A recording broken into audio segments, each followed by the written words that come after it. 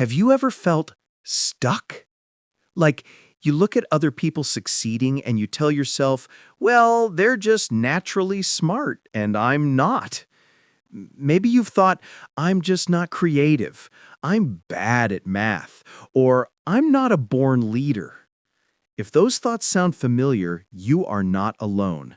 That is the voice of a fixed mindset. It whispers that your abilities are set in stone, that who you are right now is all you'll ever be.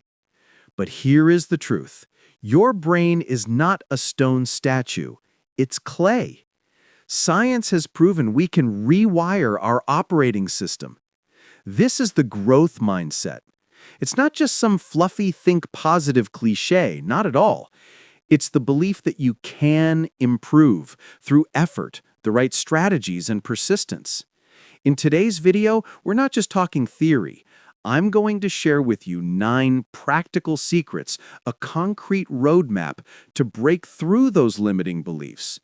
If you are looking for direction, want to level up your career, or just want to stop feeling less than, this is for you. We're going to build a new, stronger mindset together. Let's dive in. Let's start with the first secret. This might be the simplest, yet most powerful tool to shift your mindset instantly. I call it the power of yet. Think about the last time you faced a tough challenge. Maybe you were learning a new language or trying to master complex software for work. You tried, you failed, and that little voice in your head said, I can't do this. Pause for a second. Do you see that sentence? It's a full stop. It slams the door shut on possibility. Now add one tiny word to the end of that sentence. I can't do this yet. Do you feel the difference? Just that one word, yet, opens up a future. It implies that your current inability is temporary. It signals to your brain, oh, I'm on a journey and I just haven't reached the destination. Professor Carol Dweck, the mother of the growth mindset concept, discovered that students who used yet when facing difficult math problems tended to be more persistent and significantly less stressed than those who said, I failed. Let's take a real-world example. Suppose you're a young employee and your boss asks you to give a presentation to the whole company. You've never done this. The fear kicks in. I'm not a public speaker. I'm going to mess this up.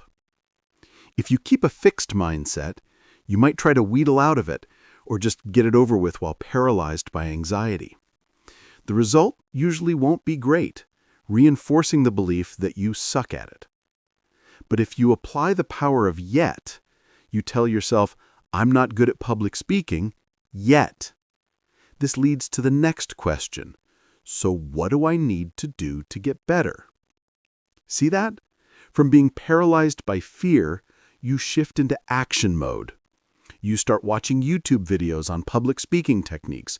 You practice in front of a mirror. You ask a colleague for feedback. The result of that first presentation might still not be perfect, but the important thing is you learned something. You are better than you were yesterday. That is the essence of growth. Here is your action step right now. Start catching yourself. For the next week, every time you hear that inner voice say, I can't, stop immediately and add the word yet to the end. Say it out loud if you have to. I don't understand this concept yet. I don't have enough experience for that role yet. I haven't found the solution yet. It's simple, but it will completely change how you face difficulties. Let's move to the second secret. Imagine you're at the gym. If you only lift the tiny, easy weights you're already used to, will your muscles grow? Absolutely not. They only grow when you lift heavier weights, the ones that make you shake a little, feel the burn. Your brain works exactly the same way. People with a fixed mindset often avoid challenges. Why? Because they fear failure will reveal their inadequacies. They want to look smart and perfect all the time. But people with a growth mindset see challenges differently. They view them as a brain gym. Every time they face a tough problem, instead of fear, they think, aha, here's a chance to bulk up. I remember the first time I had to learn complex video editing. Looking at the software interface with hundreds of buttons, I wanted to shut my laptop immediately. It was overwhelming. That was when I had to remind myself, this uncomfortable feeling isn't a signal to stop. It's a signal that I'm stepping out of my comfort zone. And the comfort zone is where dreams go to die. When you feel challenged, that is actually when your neurons are working hardest to make new connections. Confusion is just the noise of learning happening. So how do you embrace challenges instead of running away? First, change your language. Don't call it a difficulty, call it an opportunity. Second, break it down. Don't try to lift 100 kilograms right away. Start with 20 kilograms, then 30 kilograms. If a project is too big, break it into small, manageable steps. And most importantly, learn to love the effort. Don't just focus on the final result. Be proud that you dared to try, dared to sweat. Action tip: this week, I want you to actively seek out one small challenge. Something you've been putting off because you were afraid you couldn't do it. It could be signing up for a new skills course, volunteering for a tough task at work, or simply trying to cook a complex dish you've never made before. When you start and feel like giving up, say out loud, "This is me getting smarter," and keep going for just 5 more minutes. Secret number 3. This is the hardest part. We need to talk about failure. Nobody likes failing. It hurts. It's embarrassing. When you pour your heart into a project and it collapses, or when you get rejected from your dream job, that feeling, it's awful. I know. I've been there many times.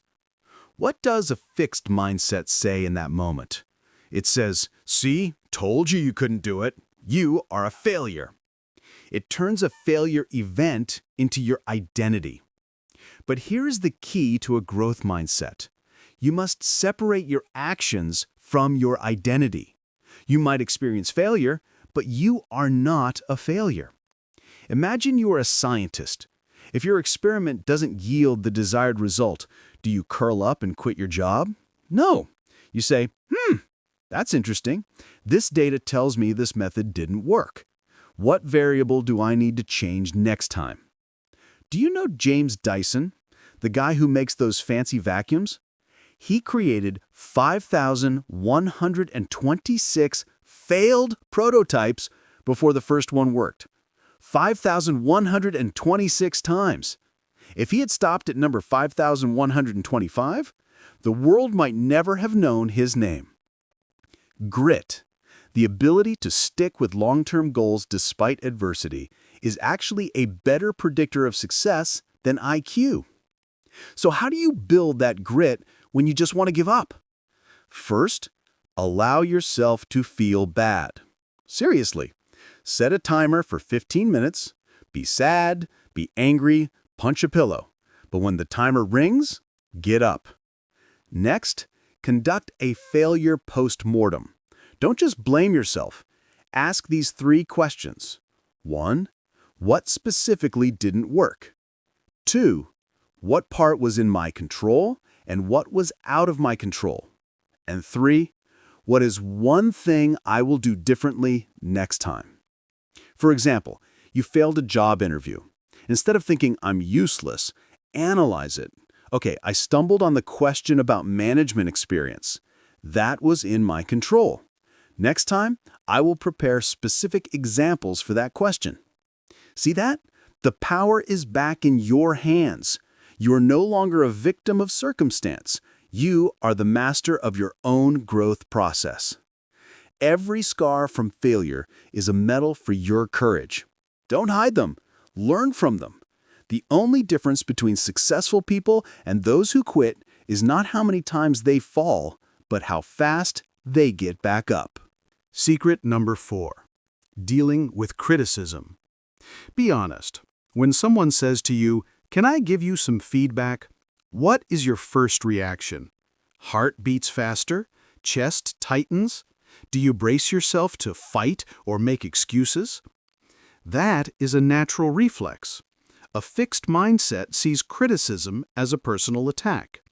It hears, "This report has some gaps," as "you are incompetent." But try looking at it this way. If you were driving and the GPS says you took a wrong turn, do you smash the GPS because it dared to criticize your driving? Of course not. You thank it for keeping you from getting even more lost. Criticism is that GPS. It is not a judgment of your worth as a human being. It is just data. Data that helps you recalibrate your route to get to your destination faster. Look at top world-class athletes. They pay coaches millions of dollars just to do one thing: point out their tiniest mistakes. They crave criticism because they know it's the only way to break records. You don't have to like hearing criticism. It will still sting a little. But you need to learn to separate your ego from your work. So next time, when your boss or a friend criticizes you, instead of getting defensive, try the 3 seconds and 1 question tactic. First, take a deep breath for 3 seconds to calm your brain's defensive reflex. Then say this magic phrase: "Thank you. Can you tell me more about that?" When you ask a curious question, your brain switches from fight mode to learn mode. You turn a critic into a mentor. Remember, people who don't care about you won't bother giving you feedback. They'll just let you keep making mistakes. Criticism, however hard it is to hear, is actually a gift. It is a free upgrade for a better version of yourself. Secret number 5. Let's talk about a secret feeling that few dare to admit: envy. You scroll through social media, seeing friends show off their new houses, promotions, or fancy vacations. For a moment, you feel a pang. You ask yourself, why them and not me? A fixed mindset sees success as a finite pie. If someone else gets a bigger slice, it means your slice gets smaller. It makes you see colleagues as rivals instead of allies.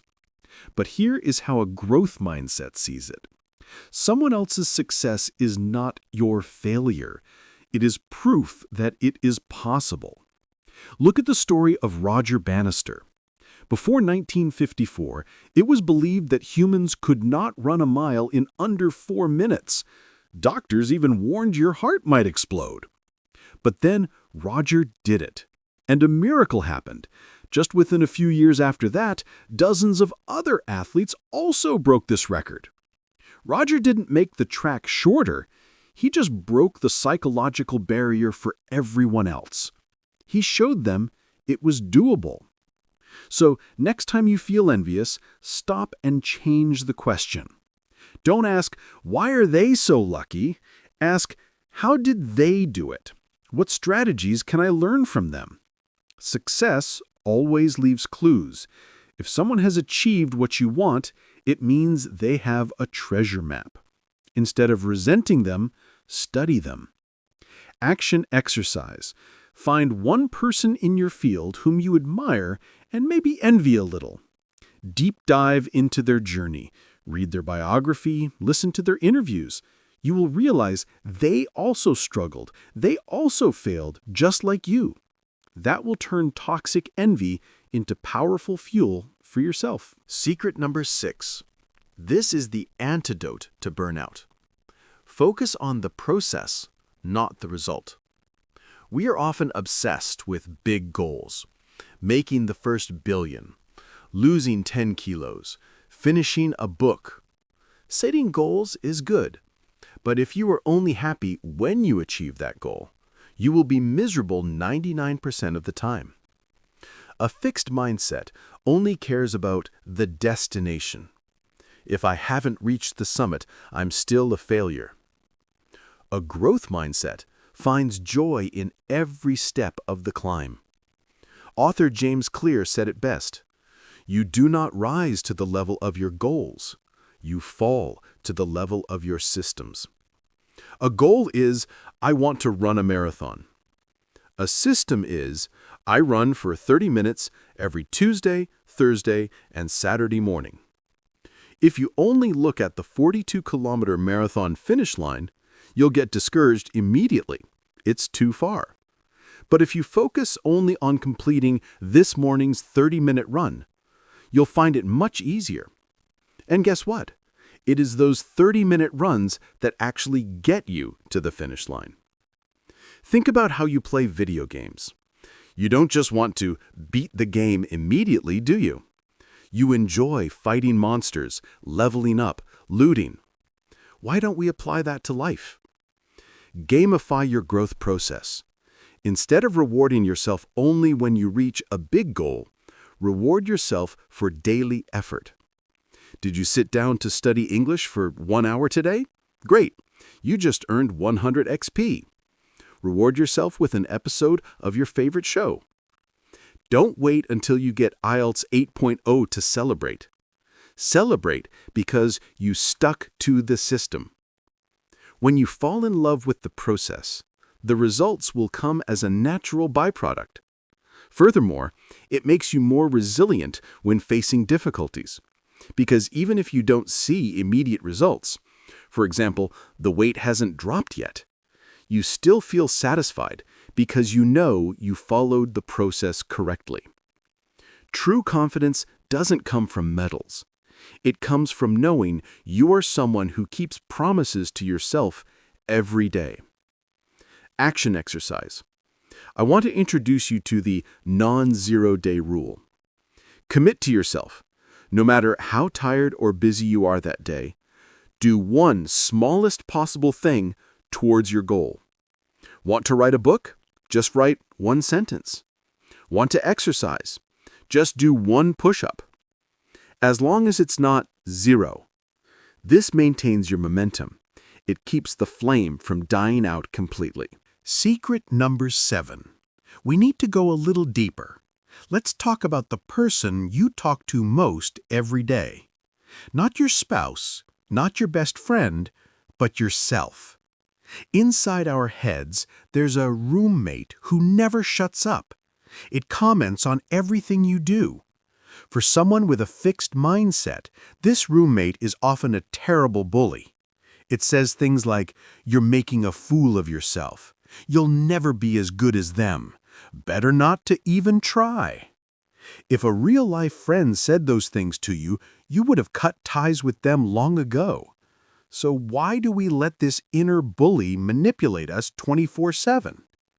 The problem is, these negative narratives are often formed very early on, maybe from criticisms by parents, teachers, or early failures. Over time, they become neural pathways in the brain. Imagine your brain as a dense forest. Every time you think, "I'm not good enough," you are walking on that same path, making it deeper, wider, and easier to travel. That's why negative thinking often feels so natural and instant. It's the default path. To build a growth mindset, you must actively take a machete and clear new paths. You must rewrite your inner narrative. It's not easy. It requires conscious practice, but it is absolutely possible. I want to share with you a powerful cognitive therapy technique in 3 steps to do this. Identify, separate, and challenge. Step 1. Identify. You can't change what you don't see. Start observing your thoughts like a third party. When anxiety hits before a new project, instead of letting it sweep you away, pause and say to yourself, "Oh, that's interesting. I'm having the thought that I will fail." Just this act of observation alone stops you from identifying with that thought. Step 2. Separate.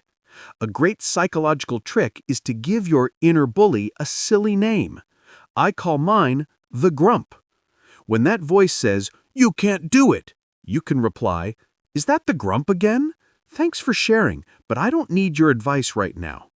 This personification helps you realize that thought is not you. It's just an old part of you.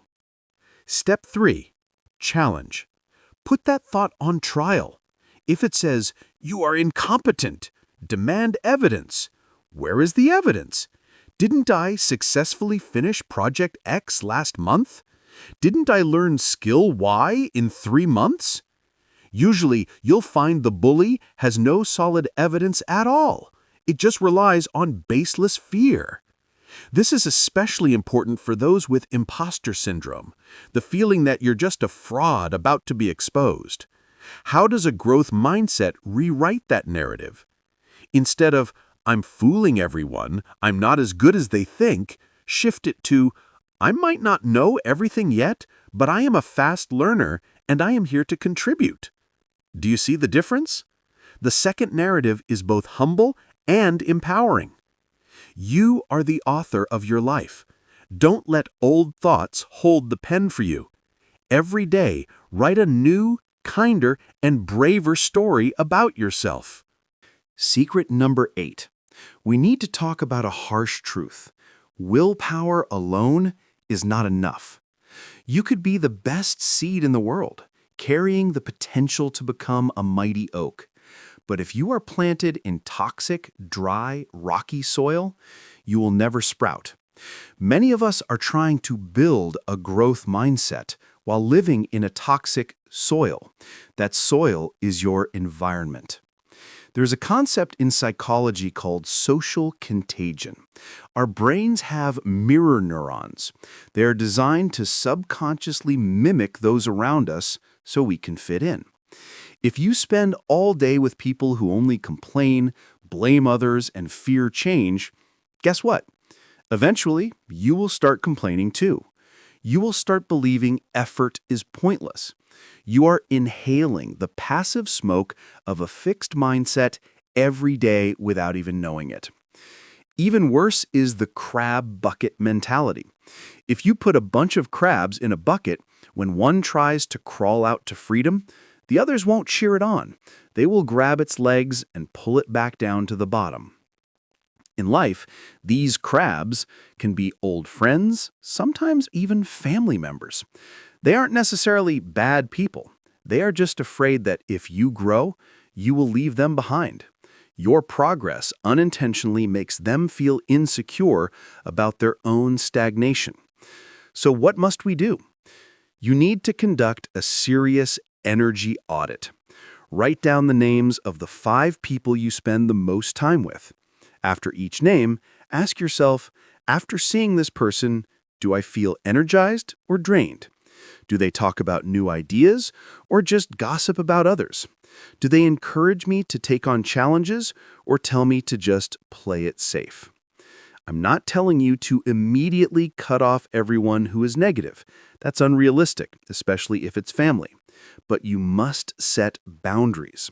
If you know someone always shoots down your dreams, stop sharing your dreams with them. Love them, but don't let them drive your life. Reduce exposure time if possible. You must protect your fragile growth mindset flame from toxic winds. The good news is you are living in the best era to find your tribe. If no one around you has a growth mindset yet, find them online. Virtual mentors are just as powerful as real ones. When you listen to this podcast, watch this video, read inspiring books, you are downloading the mindset software of the world's most successful people into your brain. Actively join communities, clubs, courses where everyone is striving to level up. There, failure is normalized and effort is celebrated. That is the good soil your seed needs. And finally, don't just wait for a perfect environment. Create it. Be the first person in your friend group to talk about new ideas instead of complaints. Be the first to praise someone else's effort. Positive energy is just as contagious as negative energy. When you change, you might be surprised to see those around you starting to change with you. Be the lighthouse, and other ships will find you. The final secret, and perhaps the most important one, to keep everything else from falling apart, It is patience and self-compassion. We live in the age of Amazon Prime, the age of immediacy. You click a button and you want it delivered tomorrow. You apply this mindset to personal growth. You watch this video, try a few secrets, and if your life hasn't changed by next week, you think it's useless. I'm a lost cause. But nature doesn't work that way.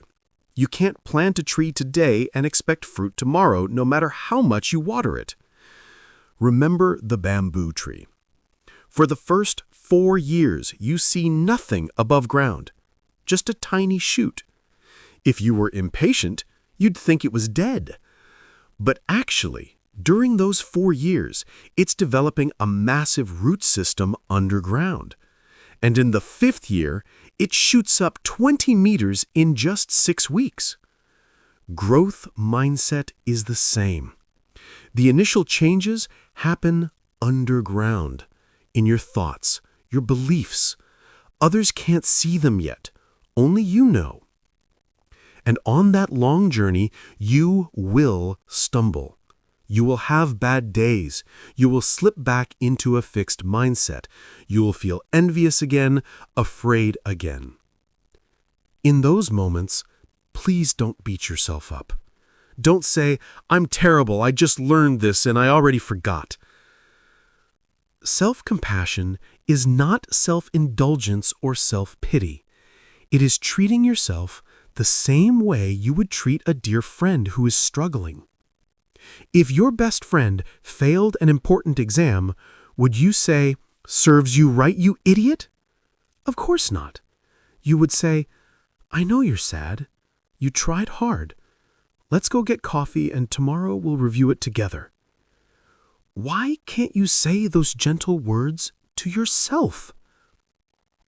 Research by Dr. Kristen Neff shows that people with high self-compassion are actually more motivated to improve themselves than those who are self-critical.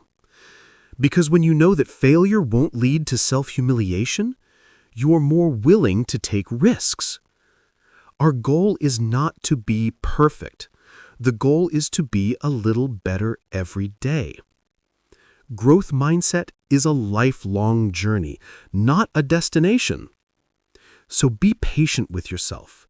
You are reinstalling an operating system that has been running for decades. It takes time. Celebrate small wins. And when you fall, pick yourself up, dust yourself off, and keep walking with kindness. You deserve that. So, we have been on a long journey together. Let's quickly review the 9 powerful tools you just equipped your brain with. 1. Add the word "yet" to the end of negative statements. 2. View challenges as a gym for your brain to bulk up. 3. Separate failure from your identity. 4. Turn criticism into fuel for self-upgrades. 5. Transform envy into inspiration by learning from successful people. 6. Fall in love with the process. Don't just obsess over the result. 7. Rewrite your inner narrative. Don't let the bully drive. 8. Cultivate a positive environment. Find your tribe. 9. Be patient and compassionate with yourself on the long road ahead. You don't have to apply all 9 of these secrets right away. That would be overwhelming. Just pick one thing that resonated with you the most today and commit to doing it for the next week. Just one thing. That small shift will create a domino effect that spreads to every other area of your life. If you found this video helpful, the best way to support me is to hit the like button and share it with a friend who needs to hear this. Who knows, your one share might change someone's day or even their entire life. And don't forget to subscribe to the channel so we can continue this journey of personal growth together in future videos. I want to hear from you. Out of these 9 secrets, which one will you try applying first? Comment below. I'd love to read your commitments. Thank you for spending your valuable time with me today. Remember, you are much stronger than you think. See you in the next video. Bye.